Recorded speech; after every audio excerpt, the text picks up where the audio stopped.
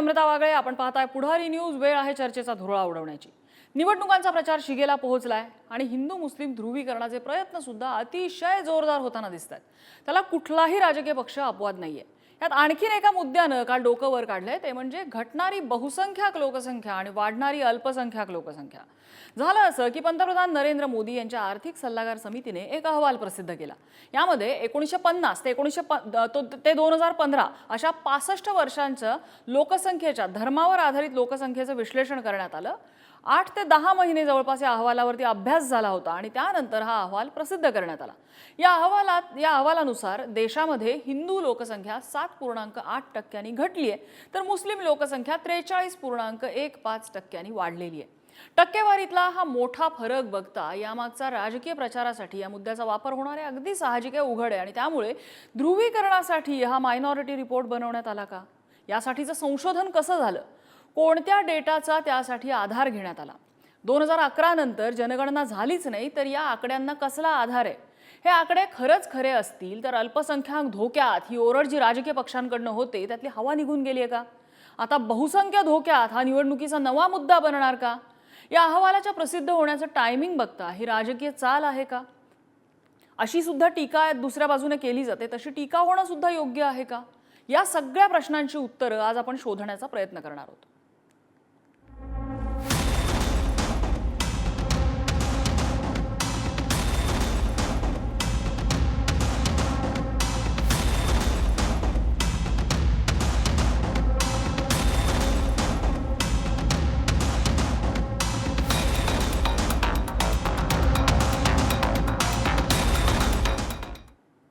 आणि या चर्चेमध्ये आपल्यासोबत सहभागी होत आहेत भाजपचे प्रवक्ते विश्वास पाठक, काँग्रेसच्या प्रवक्त्या हेमलता पाटील आपल्यासोबत आहेत आणि मुस्लिम समाजाचे अभ्यासक, एकूणच त्यांच्या लोकसंख्येविषयी सुद्धा त्यांनी खूप भाष्य केलेलं आहे, लेखन केलेलं आहे, असे शमसुद्दीन तांबोळी सर आपल्यासोबत आहेत. मी सुरुवातीला विश्वास पाठक यांच्याकडे जाईन. विश्वास पाठकजी, ज्या टायमिंगला हा रिपोर्ट समोर आलेला आहे त्यामुळे साहजिकच मोटिव्हवरती प्रश्नचिन्ह उपस्थित केलं जाणार आहेच.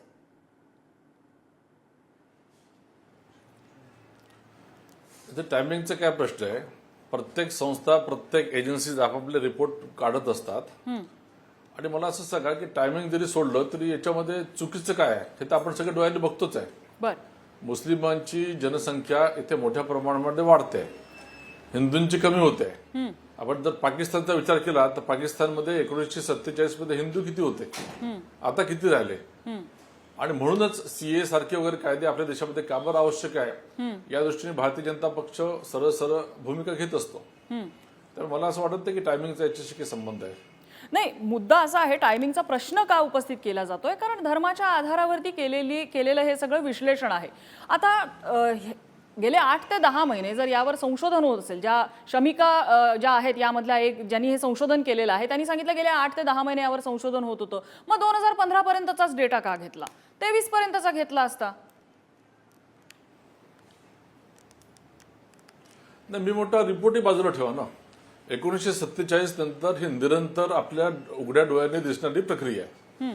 आपल्या देशामध्ये मुसलमानांची संख्या वाढते की नाही आणि ती काय वाढते, काय वाढवल्या जाते हे देखील आपल्याला सगळ्यांना माहित आहे. आणि हिंदूंची जनसंख्या कमी होत चाललेली आहे, पर्सेंटेज देखील चेंज होत चाललेलं आहे. त्यामुळे रिपोर्टला आपण बाजूला ठेवू, जी वस्तुस्थिती आहे त्याच्यावर आपण डिबेट करू. बरं, मी तांबोळी सरांकडे जाते. तांबोळी सर, हे कायम केलेला हा युक्तिवाद आहे म्हणा किंवा वारंवार हे मुद्दे समोर येतात की मुस्लिम समाजाची लोकसंख्या अतिशय लक्षणीय प्रमाणात वाढतीये, हिंदू समाजाची वाढत नाहीये, किंबहुना आता हा अहवाल तर सांगतो हिंदू समाजाची लोकसंख्या घटत चाललेली आहे, त्याचा पर्सेंटेज वाईज जर विचार केला तर. या सगळ्या मुद्द्याकडे कसं बघायचं, कारण राजकीय खाचाखोचा यामध्ये नक्की आहेत आणि राजकीय वापर या मुद्द्यांचा नक्की होणार आहे. खरं म्हणजे माझ्या पूर्वी जे वक्तव्य करण्यात आलं त्यामध्ये एक छान असं वाक्य वापरण्यात आलं की वस्तुस्थितीला धरून आपण चर्चा करूया. तेव्हा ही वस्तुस्थिती काय आहे हे सर्वप्रथम आपण लक्षात घ्यायला पाहिजे. ती अशी की आता पंतप्रधानांच्या त्या ॲडवायझरी कमिटीने जे रिपोर्ट दिलेला आहे तो पंतप्रधानांना किंवा बीजेपीला सोयीचा ठरेल अशा पद्धतीचा तो अहवाल दिलेला आहे. आणि अनेक वेळा संख्याशास्त्राचा अशा पद्धतीने राजकीय हेतू असेल किंवा एखाद्या आपल्याला हवा तो पद्धतीचा निकाल दाखवण्यासाठी रिझल्ट दाखवण्यासाठी अशी आकडेवारी सातत्याने वापरण्यात येते. हम्म. आता जे काही वक्तव्य करण्यात आलेलं आहे ते पंतप्रधानांच्या इकॉनॉमिक ॲडवायझरी कमिटीने तो अहवाल सादर केलेला आहे. हम्म. पण आपला जो भारताची जी जनसंख्या, लोकसंख्या, ज्या जनगणना जी सातत्याने 10 वर्षांनी केल्यात येते, त्याचा रिपोर्ट काय सांगतोय? किंवा पॉप्युलेशन फाउंडेशन ऑफ इंडिया ही जी संस्था आहे त्यांचा रिपोर्ट काय सांगते, याकडे सुद्धा आपण लक्षात द्यायला पाहिजे.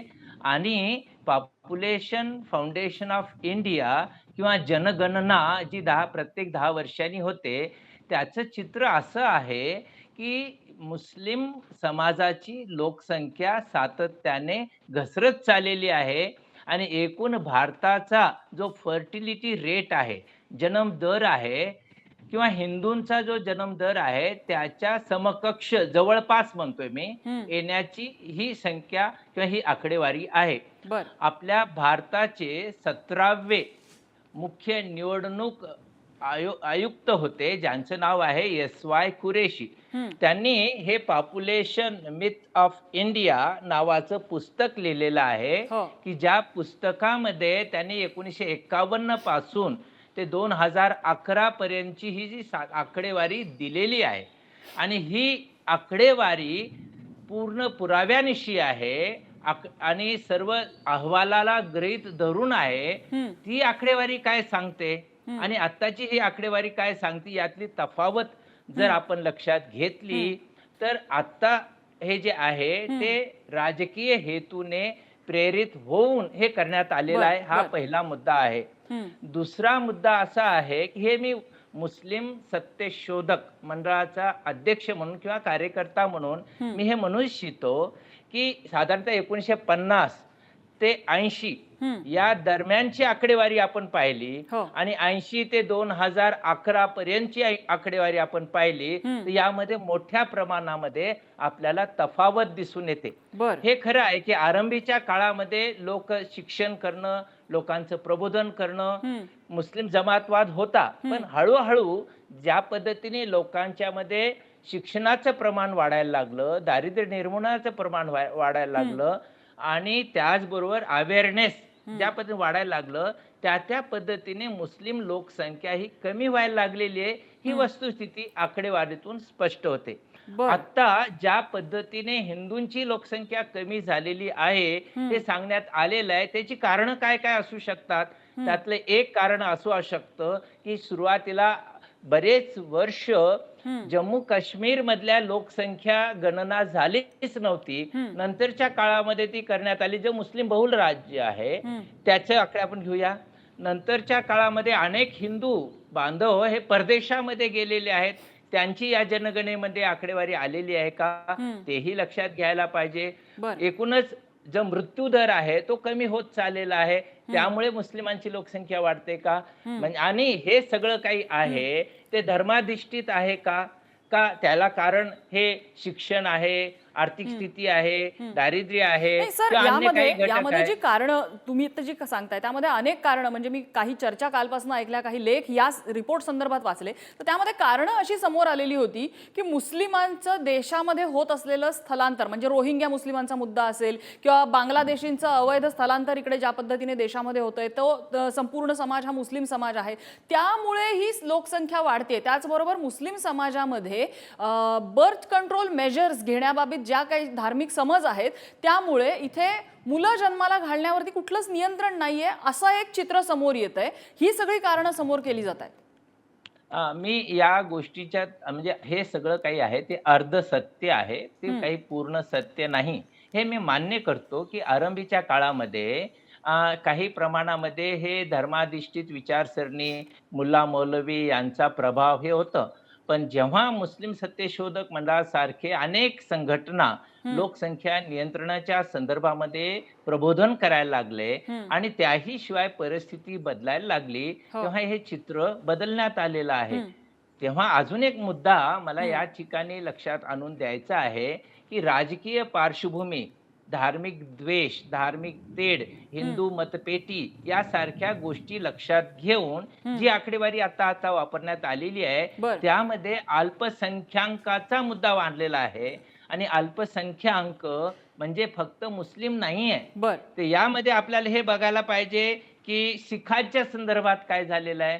तर शिखांच्या संदर्भामध्ये पूर्वीची लोकसंख्या आणि आताची लोकसंख्या ही जर आपण पाहिली तर त्यांचाही जन्मदर वाढलेला आहे. आणि हे जन्मदर वाढण्याची कारण ही अनेक पद्धतीची असू शकतात. होय. तेव्हा एक धर्मद्वेष, ध्रुवीकरण आणि अशा पद्धतीचे मुद्दे लक्षात घेऊन अशी मांडणी करणं हे मला वाटतं विशिष्ट ठीक आहे. समाजावरचा हा अन्याय आहे बरं. आणि राष्ट्रीय एकात्मतेसाठी सुद्धा आणि हा कदाचित राजकीय अपप्रचार इन्फ्लुएन्स धोक्याचा आहे. सुद्धा यावरती असू शकतो. हेमलता पाटील आहेत आपल्यासोबत.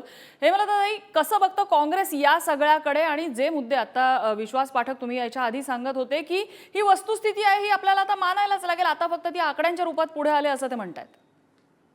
नम्रता, निवडणुकीचे थोडेसे टप्पे राहिल्यानंतर ज्या पद्धतीने कुठलंही आयुध आता या निवडणुकीमध्ये आपल्या मदतीला येत नाहीये, सगळ्या प्रकारचा विद्वेष पसरून झाला, विकासाचा कुठे विचार या निवडणुकीमध्ये राहिला नाहीये, राम मंदिराचा विषय पुढे करून झाला आणि कुठलंही आयुध आता कामाला येत नाही म्हटल्यानंतर हा अहवाल पीएमओ कार्यालयातनं बाहेर आला. मला खूप गंमत वाटते. तुम्ही टायमिंग बघा. तुम्हाला जर चर्चाच करायची आहे तर या देशाच्या जीडीपीची चर्चा केली पाहिजे, ग्रॉस इन्कम रेटची चर्चा केली पाहिजे. भारत महासत्ता तुम्ही बनणार म्हणतात, तो कशा पद्धतीने बनणार आहे, पर कॅपिटा इन्कम किती वाढलं पाहिजे त्यावर चर्चा झाली पाहिजे, बेरोजगारीच्या दरावर चर्चा झाली पाहिजे.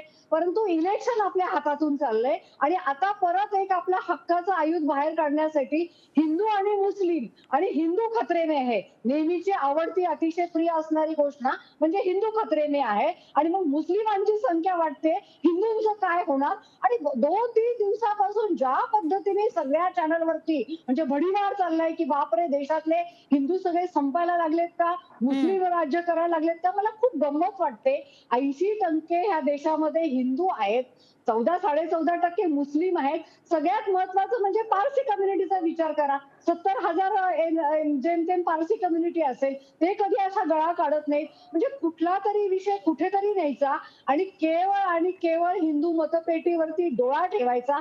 यावेळेला एमआयएम पण मदतीला येत नाही असे चित्र दिसायला लागले आणि त्यामुळे कुठेतरी या वादविवाद वाढवायचा आणि मतपेटी भरायची, एवढाच फक्त याच्या मागे उद्देश आहे. बाकी ह्या सगळ्या अहवालाला मी काडीची किंमत देत नाहीये. मुस्लिमांची संख्या वाढत असेल हा अहवाल ग्राह्य धरला तर ती जगभर वाढते, आजूबाजूच्या देशांमध्ये पण वाढते. त्याच्यामुळे आता काय फार मोठा देश, विचार करा की हिंदूंची संख्या, तुमचा अहवाल 2 मिनिटं खरा पकडा, का हिंदूंची संख्या कमी व्हायला लागले, हिंदूंचं स्थलांतर व्हायला लागले का, या देशामध्ये राहायला हिंदू तयार नाहीये का, याही गोष्टींचा विचार करा. त्यामुळे कुठला तरी विषय कुठेतरी न्यायचा आणि राजकीय पोळी वाढायची, एवढाच फक्त विषय आहे. विश्वास पाठक जी, आता तांबोळी सरांनी सुद्धा हा विषय उपस्थित केलेला होता की शिखांची लोकसंख्या वाढण्याचं प्रमाण पण लक्षणीय आहे, ख्रिश्चनांची लोकसंख्या, बौद्ध धर्मियांची लोकसंख्या वाढण्याचं प्रमाण लक्षणीय आहे, मग फक्त मुस्लिम लोकसंख्येवर का बोट ठेवलं जातंय? अजिबात लक्षणीय नाहीये शिखांची किंवा इतरांची. उगाच आपण याला बुद्धिभेद करण्याचा प्रयत्न करतोय. विषय मुस्लिमांची लोकसंख्या वाढते की नाही. 1947 नंतर सातत्याने मुस्लिमांची लोकसंख्या वाढते. त्याचे कारणच आहे की यांचा ग्रोथ रेट म्हणजे आपलं जन्मदर हा जास्त तर आहेच, त्याच्यानंतर रोहिंग्यांसारखे मुस्लिम भारतामध्ये मोठ्या प्रमाणामध्ये स्थलांतरित होत आहे. पश्चिम बंगालसारख्या बॉर्डरमधनं आपले बांगलादेशचे अनेक मुस्लिम इकडे येत आहेत आणि मोठ्या प्रमाणामध्ये कन्व्हर्शन देखील चालू आहे, म्हणून मुस्लिमांचा रेट वाढतोय. ही वस्तुस्थिती हे दोन्ही प्रवक्ते नाकारणार आहे का, हा मुद्दा आहे. आता राहिला प्रश्न आमचा, तर आम्हाला कुठेही नॅरेटिव्ह चेंज करण्याची अजिबात आवश्यकता नाही. 7 पैकी 3 फेऱ्या झालेल्या, 3 फेऱ्यांपैकी 200 पेक्षा अधिक जागा आम्हाला ऑलरेडी मिळतात आहे. आम्हाला काही अडचण नाही. 4च महिन्यापूर्वी छत्तीसगड, राजस्थान, मध्य प्रदेश, इतर राज्यांमध्ये भारतीय जनता पक्षाला कसं यश मिळेल हे आपण देखील बघितलं आहे. जसं हेमलता त्यांनी म्हटलं त्याप्रमाणे जीडीपीची चर्चा करायची, आपण जीडीपीवर चर्चा करू. पूर्ण जागतिक स्तरावर 3% आज जीडीपीचा दर असताना भारतीय आपल्या देशाची अर्थव्यवस्था ही 6.5% पुढे जाते. हे तुम्ही कसे नाकारू शकता?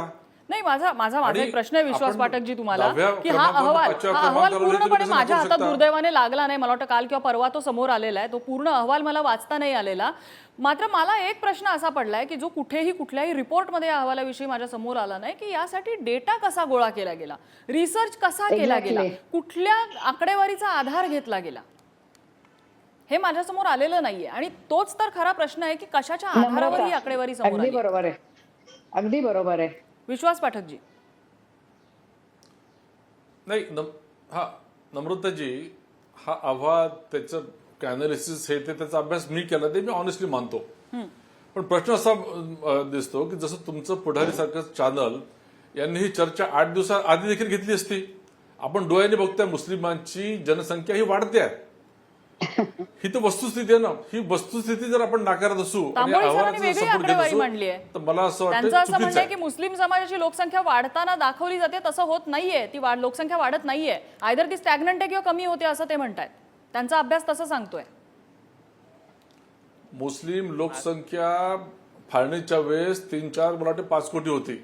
आज ती 25 कोटीच्या वर गेलेली आहे. ही वस्तुस्थिती आहे. तांबोळी सर कोणची आकडेवारी सांगतात मला माहित नाही. आज तेव्हाची आपली जी हे होती भारत देशाची लोकसंख्या ही मला वाटतं 40-45 कोटी होती. बरं. आज ती 140 कोटीवर गेलेली आहे. त्यामुळे मुस्लिमांची संख्या इथे वाढलेली आहे, ही वस्तुस्थिती आहे. बर वाढण्याचे कारण हे देशासाठी अतिशय चिंताजनक आहे. कारण ती इनऑर्गॅनिक वेने वाढते आहे. बर कन्व्हर्शन इथे होतात आहे. दुसऱ्या देशातले मुस्लिम सगळे इकडे येतात आहे. ही वस्तुस्थिती एक्सेप्ट करायलाच पाहिजे आपण. बर तांबोळी सर, इनऑर्गॅनिक पद्धतीने मुस्लिम समाजाची लोकसंख्या वाढते. लव जिहाद पासून नाही, ज्या पद्धतीने म्हणजे कन्व्हर्जन होत आहे, रोहिंग्या येत आहेत, बांगलादेश येत आहेत, ही जी सगळी कारणं आहेत ती सगळी राजकीय पण ही ग्राउंड रियालिटी सुद्धा आहे ना तांबोळी सर. ही ग्राउंड रियालिटी सुद्धा आहे. कन्व्हर्जन्स होत आहेत का, तर उत्तर आहे हो. रोहिंग्या येत आहेत का, तर हो. बांगलादेशी घुसतायत का, तर हो. सगळ्याची उत्तर हो लव आहे. जिहाद काय, लँड जिहाद काय? नाही, लव जिहाद तर अत्यंत फॅब्रिकेटेड आणि लव जिहाद आहे, लँड असलेली जिहाद अशी आहे, काय ती गोष्ट चालू आहे? आहे. ती क्रिएटेड अशी गोष्ट आहे. लव जिहाद नावाची एकही गोष्ट भारतामध्ये आतापर्यंत घडलेली नाही किंवा आतापर्यंत एकाही मुस्लिमाला अतिशय लव हास्यास्पद आहे. जिहादच्यामुळे तांबोळी साहेब, तुम्ही शिक्षा स्वतःला सुद्धा स्कॉलर झालेली समजताय. नाही. अतिशय जेव्हा हास्यास्पद बोलताय तुम्ही. 1947 पासून जर वस्तुस्थितीला आपण जर धरून रेकॉर्ड बोललात तरी पाहिला चर्चा जास्त तर चांगली हे होईल. नाही नाही, लक्षात आपण एक येईल. मिनिट इतर आपण लव जिहादचा धर्म- विषय बाजूला ठेवूया. पण इथे होत असलेलं बेकायदेशीर स्थलांतर हा तर विषय ऐरणीवर आहे. गेल्या अनेक दशकांपासून तो ऐरणीवरती आहे. धर्मांतर होत आहे, हे सुद्धा तितकंच सत्य आहे. तांबोळी सर, नाही, धर्मांतरासारख्या तथाकथित ज्या गोष्टी आहेत त्या सुद्धा किती वस्तुस्थितीला धरून आहेत याचा अभ्यास काय आपण तथाकथित? केला पाहिजे.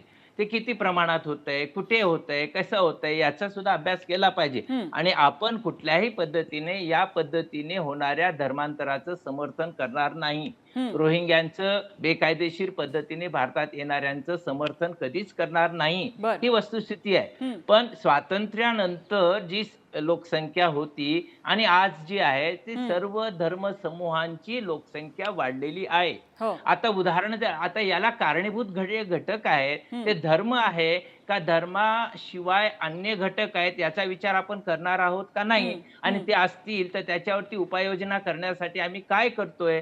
उदाहरणार्थ सांगतो की उत्तर प्रदेशामधलं जे हिंदूंचं जी जन्मदर आहे ते केरळमधील जन्मदरापेक्षा हे जास्त आहे. किंवा मुस्लिमांचा सुद्धा आपण विचार केला तर ते उत्तर प्रदेशातले मुस्लिम आणि केरळमधले मुस्लिम असा जेव्हा आपण विचार करतो तर जिथे साक्षरता आहे, सुव्यवस्था आहे, त्या ठिकाणचं जन्मदर हे निश्चितपणाने कमी होत चाललेलं आहे. पण विशिष्ट धर्माला लक्ष्य करून राजकीय हेतू साध्य करण्यासाठी सातत्याने फॅब्रिकेटेड असतील किंवा क्रिएटेड असतील असे मुद्दे घेऊन त्या धर्मसमूहाला लक्षित करणं आणि हिंदू मतपेटीच्या दृष्टीने त्याच्यावरती कब्जा करणं हे जे आहे ते मला वाटतं केवळ मुस्लिम समाजासाठीच नाही तर एकूणच देशासाठी हे घातक आहे. आणि मग अशी जर लोकसंख्या वाढत असेल तर मी म्हणेल आम्ही तर निश्चितपणे लोकसंख्या नियंत्रण कायदा जो आहे त्याचंही आम्ही समर्थन करतो. पण ते समर्थन करत असताना पुन्हा एका विशिष्ट धर्मगटाला लक्ष्य करून टार्गेट करून असं करण्यापेक्षा राष्ट्रहित असेल, समाजहित असेल ते विचारात घेऊन ते करणं हे केव्हाही नाही तांबोळी सर, मी आता जे संयुक्त वक्तव्य करणार आहे ते दुर्दैवी वास्तव आहे. मात्र यापूर्वी असं झालं की मुस्लिम मतपेटीवर डोळा ठेवून राजकारण झालं. आता असा आरोप होतोय की हिंदू मतपेटीवरती डोळा ठेवून राजकारण केलं जातंय. परिस्थिती बदलली काय आहे? फक्त नाणं फ्लिप झालंय. हा, हे हे मी मान्य करतोय. आपण कुठेही यापूर्वी मुस्लिम मतपेटीचा विचार करण्यात आलेला नाही असं मी म्हणत नाही. परंतु आजचा जो धर्मद्वेष आहे, धार्मिक ध्रुवीकरण आहे किंवा पंतप्रधानांच्या तोंडून सुद्धा ज्या पद्धतीची वक्तव्ये करण्यात येत आहेत ही आजच घडताना जास्त दिसत आहेत. धर्मपेटी जी आहे, मतपेटी सारखं त्याचा वापर करणं हे आपल्याकडे सुरुवातीपासून झाले, वेगवेगळ्या पद्धतीने झाले, ही वस्तुस्थिती आहे. ती कोणीही नाकारत नाही. परंतु त्या वस्तुस्थितीचा विपर्यास्त करणं आणि आजच्या घडीला त्याचा वापर करून पुन्हा वेगळी मतपेटी उभी करून हे जे राजकारण चालले आहे ते मी म्हणतो केवळ समाजासाठी नाही तर राष्ट्रहितासाठी सुद्धा ते दुर्दैवी आहे आणि धोकादायक आहे. बर, अगदी ही ग्राउंड रियालिटी आहे, ह्याचा विचार व्हायला हवा. मात्र माझा हेमलताताईंना प्रश्न आहे, ज्या वेळेला काँग्रेसकडनं एक नॅरेटिव्ह केला जातो, प्रचाराचा मुद्दा बनतो की मुस्लिम खतरे में है, अल्पसंख्याक खतरे में है, असा केला तर तुमचे विरोधक जे आहेत त्यांनी हिंदू खतरे में है, बहुसंख्याक खतरे में है या मुद्द्याचा वापर केला आणि मतांवर डोळा ठेवला, तर तुम्ही त्यांच्याकडे बोट कसं दाखवता?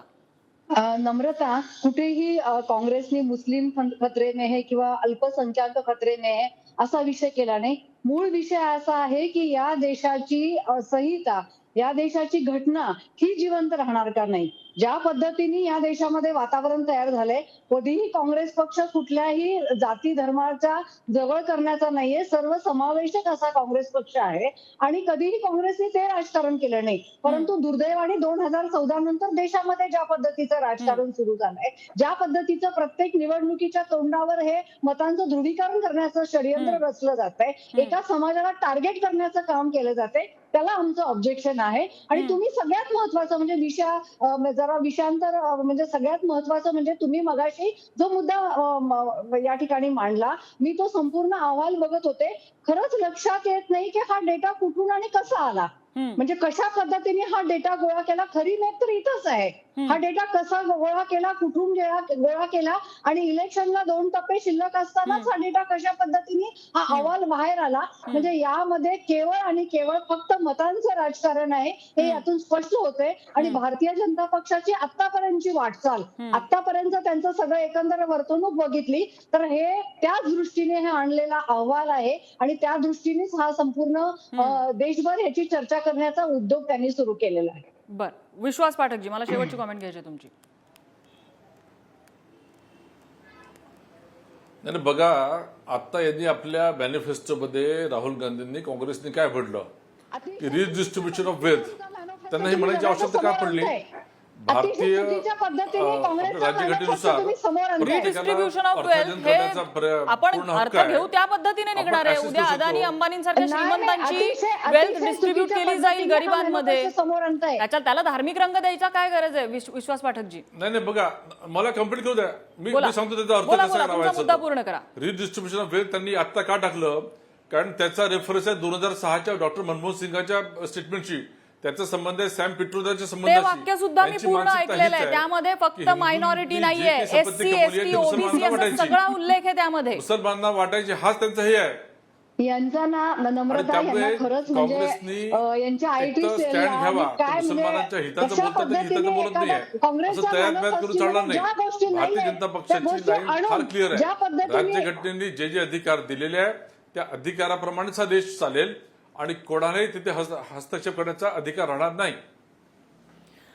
सरतेशेवटी एवढंच सांगावं असं वाटतंय की हा अहवाल समोर आलेला आहे. अनेक तज्ज्ञ आहेत ज्यांनी अभ्यासाअंती हा अहवाल बनवलाय, मात्र त्यांनी रेफरन्स कशाचा घेतलाय, कशाच्या आधारे ही आकडेवारी समोर आलेली आहे, ही आकडेवारी आत्ता समोर आणण्याची गरज काय आहे, अशा प्रकारच्या रिसर्चचा खरंच आपल्याला अभ्यासामध्ये कशा प्रकारे मदत होणार आहे. जर जनगणना झालेली नसेल तर याला आधार काय, या सगळ्या प्रश्नांची उत्तरं जेव्हा मिळतील त्यावेळेला जसं आता विश्वास पाठक सांगतात की यामध्ये आमचा कुठचाही राजकीय हेतू नाही, या त्यांच्या वक्तव्यात वक्तव्यावरती तेव्हाच विश्वास बसू शकेल ज्यावेळेला या सगळ्या प्रश्नांची उत्तरं मिळतील. मात्र जोपर्यंत ही उत्तरं मिळत नाही तोपर्यंत प्रश्न नक्की विचारले जाणार आहेत सगळ्यांकडूनच.